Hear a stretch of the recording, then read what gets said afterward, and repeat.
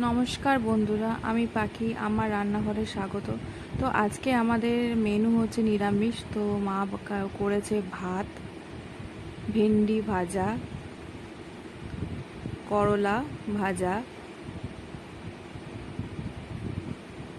আর করেছে ঝিঙে আলু পোস্ত,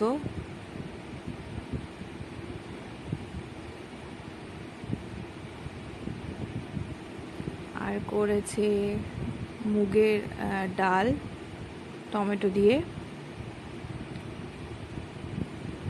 আর যেহেতু শনিবার ছিল, তাই আমাদের বাড়িতে নিরামিষ হয়।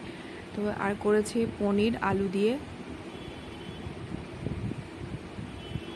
আর করেছে চাটনি। তো তোমাদের আজকে মেনু কেমন লাগলো আমাকে বলো। Tata, by.